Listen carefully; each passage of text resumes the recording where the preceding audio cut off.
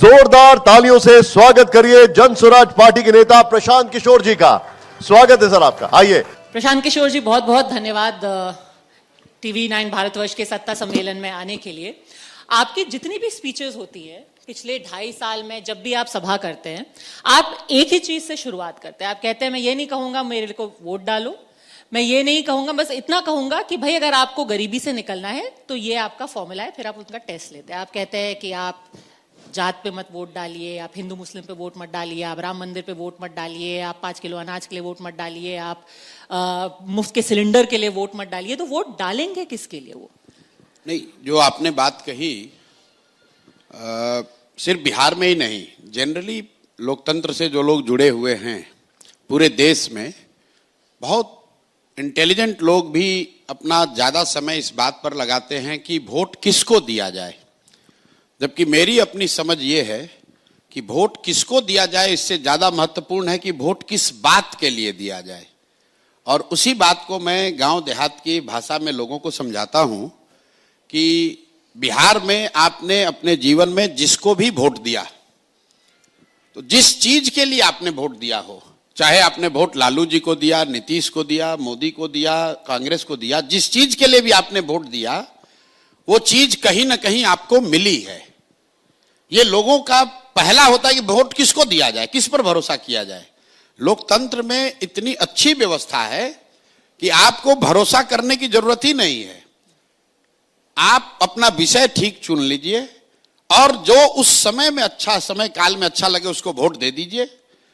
ज्यादातर संभावना है कि वो काम आपका हो जाएगा। और मैं बिहार के नजरिए से गिनवाता हूं कि भाई अगर आपने 5 किलो अनाज के लिए वोट दिया है मोदी जी को, तो बिहार में चाहे किसी की सत्ता हो, बिहार में चाहे जितना भी भ्रष्टाचार हो, 4 किलो अनाज तो मिल रहा है। 1 किलो चोरी होता है, भ्रष्टाचार की भेंट चढ़ता है, लेकिन लोगों को 4 किलो अनाज मिल रहा है। लोगों ने यहां पर लालू जी को वोट दिया। लालू जी के लोग यहां आएंगे, कहेंगे कि हमको लालू जी ने यहां गरीबों को सम्मान दिया, आवाज दिया। तो मैं तो मन से उनका विरोधी होने के, राजनीतिक विरोधी होने के बाद भी कहता हूं कि भाई लालू जी को अगर आपने गरीबों के, वंचितों के आवाज और सम्मान के लिए वोट दिया, तो लालू जी की राज में गरीबों को सम्मान और आवाज मिली। बिहार की राजनीति को जो समझते हैं वो जानते हैं इस बात को। भले ही ये अलग बात है कि जिन वर्गों को लालू जी ने आवाज दिया उनको पढ़ाई की व्यवस्था नहीं की, उनके लिए पूंजी जमीन की व्यवस्था नहीं की, उनको रोजी रोजगार नहीं दिया, लेकिन आवाज तो जरूर दिया। इसी तरह लोगों ने अगर नीतीश कुमार को वोट दिया बिजली के लिए कि बिहार में बिजली, पानी, सड़क की स्थिति सुधरनी चाहिए, तो बिहार में चाहे जो स्थिति हो, जब नीतीश जी 2005 में मुख्यमंत्री बने तो भी बिहार देश का सबसे गरीब और पिछड़ा राज्य था, और आज भी देश का सबसे गरीब और पिछड़ा राज्य है। लेकिन बिहार में घर घर बिजली आ गई क्योंकि लोगों ने बिजली के लिए वोट दिया, लोगों ने सिलेंडर के लिए वोट दिया, तो इसी बिहार में घर घर सिलेंडर बंट गया। लोगों ने मोदी जी का भाषण सुन के वोट दिया कि मोदी जी ने गुजरात में बड़ा विकास किया है, तो भाई गुजरात में विकास हो रहा है, जितना पहले हो रहा था उससे तेजी से हो रहा है। और बिहार से बच्चे जो पहले पंजाब जाते थे, हरियाणा जाते थे मजदूरी करने, अब वो लड़के जा रहे हैं गुजरात में मजदूरी करने।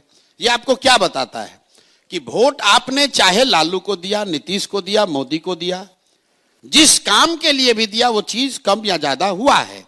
अगर पूरे राज्य में लोगों ने अयोध्या में मंदिर बनाने के लिए वोट दिया तो मंदिर बन गया। बिहार के गांव की स्थिति चाहे कुछ भी हो, यहां पर फैक्ट्री लगे ना लगे, हम लोग के वोट की ताकत से अयोध्या में मंदिर बन गया।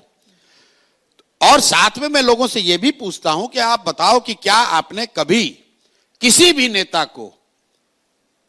नेता को अपने बच्चों के पढ़ाई रोजगार के लिए वोट दिया है?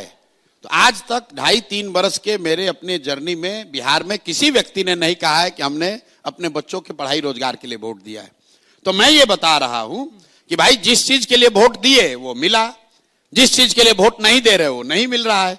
तो वोट प्रशांत किशोर को दो, लालू को दो, नीतीश को दो, मोदी को दो, लेकिन वोट अपने बच्चों के लिए दो, शिक्षा रोजगार के लिए दो, क्योंकि इसी की सबसे ज्यादा बिहार में जरूरत है। पर प्रशांत जी, इसमें एक तरीके से तो लग रहा है कि आप कैंपेन कर रहे हैं मोदी जी के लिए, नीतीश जी के लिए, लालू जी के लिए। एक ये बात भी तो बच्चों के भविष्य के लिए ही है ना। अगर आपके घर में बिजली आनी शुरू हो गई है, अगर आपको सम्मान मिलना शुरू हो गया है, अगर आपके घर में अनाज आ रहा है, अगर आपके घर में सिलेंडर आ रहा है, तो फिर आपके जो पैसे हैं आप अपने बच्चे की एजुकेशन में लगाएंगे, उसको शायद प्राइवेट स्कूल में दाखिल कराएंगे। बिल्कुल ठीक बात है। ऐसे ही तो विकास होता है। ठीक बात, ऐसे ही विकास होता है।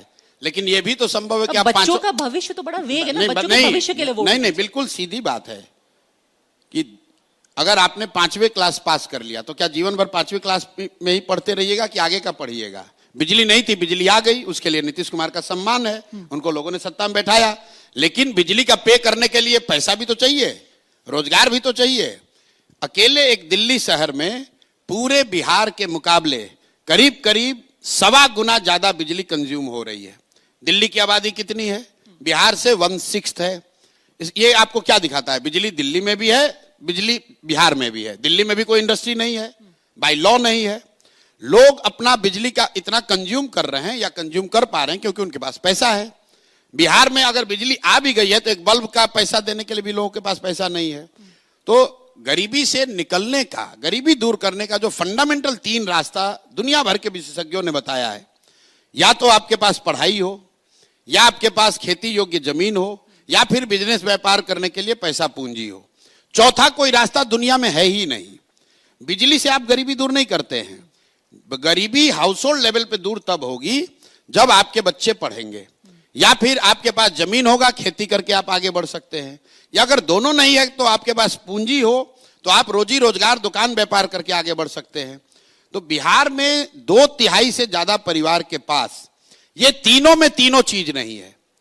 पढ़ने की व्यवस्था नहीं है यहां लोगों के पास, और खेती का आलम यह है कि 30-35 बरस से सामाजिक न्याय और समाजवाद की राजनीति होने के बाद बिहार में 60%, यह आंकड़ा याद रखिए, टू बी प्रिसाइज 57% लोग भूमिहीन हैं। देश के स्तर पर सिर्फ 38% लोग भूमिहीन हैं। बिहार में 57% लोग भूमिहीन हैं। यहां भूमि सुधार कभी लागू नहीं किया गया। तो 100 में 60 आदमी के पास तो जमीन है ही नहीं, तो बेचारा खेती कैसे करेगा? तीसरी बात रह गई पूंजी। मान लीजिए आपको पढ़ाई नहीं है, खेती नहीं है, फिर बिजनेस व्यापार करने के लिए क्यों नहीं स्थिति है? क्योंकि आपके पास पैसा पूंजी नहीं है। और उसकी 2 वजह है। पूंजी के 2 स्रोत हैं। एक, जो आप पैसा कमा कर आप बचाते हैं, वो आपका पूंजी हुआ, और दूसरा जो आप बैंकों से कर्ज लेते हैं वो बोरोड कैपिटल है। तो यहां चूंकि पर कैपिटा इनकम इतना कम है कि लोग करीब करीब 100 में 80 आदमी दिन का 100 रुपया नहीं कमा रहा है, तो बेचारा वो बचाएगा क्या और पूंजी कहां से लाएगा? और जिनके पास थोड़ा बहुत पैसा है भी, उनको बैंक वाले लोन नहीं दे रहे हैं, क्योंकि बिहार में सीडी रेशियो है 40%, देश में सीडी रेशियो है 75%। सीडी रेशियो मतलब जितना पैसा आपने बैंक में जमा किया, बैंक ने कितना पैसा वापस कर्ज के तौर पर समाज को दिया। तो बिहार के लोगों ने पिछले वर्ष जमा किया 4.25 लाख करोड़, और बैंकों ने सिर्फ कर्ज दिया 1,61,000 करोड़। बाकी पैसा उन्होंने भेज दिया गुजरात, तेलंगाना, आंध्र प्रदेश, महाराष्ट्र। तो भाई, जब तक बिहार में शिक्षा नहीं होगी, तो जब तक बिहार में भूमि सुधार नहीं होगा, और जब तक लोगों के हाथ में पैसा पूंजी नहीं होगा, तो जितने बात यहां हो जाए, जितने वाद चल जाए, बिहार की गरीबी दूर नहीं हो सकती है। तो हम लोग ये कह रहे हैं कि फंडामेंटल लेवल पे ये 3 चीजों के लिए काम होना चाहिए।